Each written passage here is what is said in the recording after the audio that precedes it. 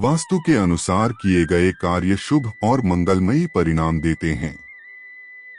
भगवान श्री कृष्ण स्वयं वास्तु का विशिष्ट ज्ञान रखते थे।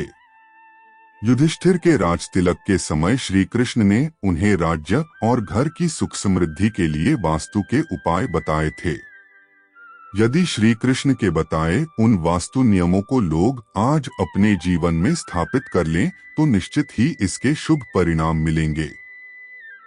महाभारत में कृष्ण और युधिष्ठिर के बीच संवाद में कई चीजों का घर में रहना शुभ बताया गया है। वास्तु के दृष्टिकोण से घर में 5 चीजों का होना बेहद शुभ माना जाता है। इन 5 चीजों के होने से घर और राज्य में सुख संपन्नता बनी रहती है, साथ ही सकारात्मक ऊर्जा का भी वास होता है। भगवान श्री कृष्ण का कहना है कि जहां पंचतत्व धूप, दीप, पुष्प, गंध और नैवेद्य हैं, वहां वास्तु दोष की समस्या कोसों दूर रहती है। भगवान श्री कृष्ण ने युधिष्ठिर से कहा था कि आपके घर और राज्य में पीने के पानी की उचित व्यवस्था सदैव बनी रहनी चाहिए। पानी की ये व्यवस्था उत्तर पूर्व दिशा में होनी चाहिए। यह ईशान यानी ईश्वर की दिशा कहलाती है। पौराणिक काल से ये मान्यता है कि प्यासे को पानी पिलाने से बड़ा कोई पुण्य नहीं है। इसलिए भारतीय संस्कृति में पूजा के दौरान भगवान सूर्य के साथ सभी देवी देवताओं को भी जल अर्पित करने का नियम बनाया गया है।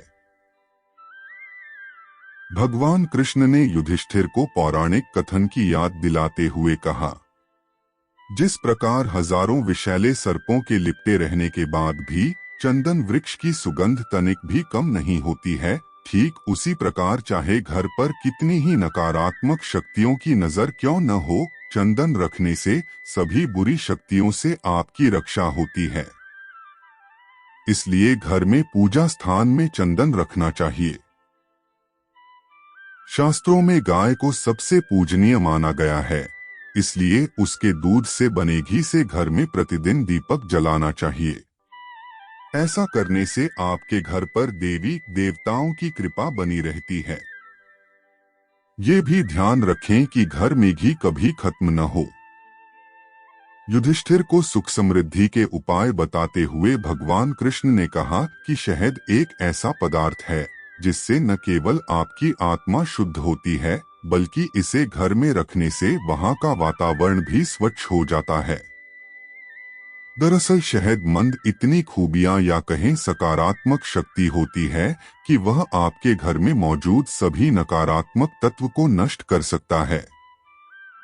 यही कारण है कि पूजा पाठ में शहद का इस्तेमाल सर्वोपरि माना गया है।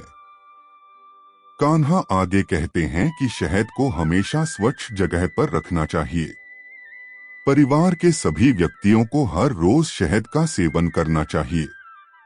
यह सेहत और मन दोनों को दुरुस्त रखने में सहायक है। भगवान कृष्ण ने बताया कि जिस तरह से माता सरस्वती कीचड़ से निकले कमल पर विराजमान होने के बाद भी उस कीचड़ से अछूती बनी रहती हैं, ठीक उसी प्रकार घर में माता सरस्वती का पूजन व्यक्ति को निर्धनता और अनिश्चितता से बचाता है और उसकी बुद्धि को शुद्ध रखता है। इसके लिए घर में माता सरस्वती की मूर्ति या उनके वाद्य यंत्र वीणा को रखना चाहिए।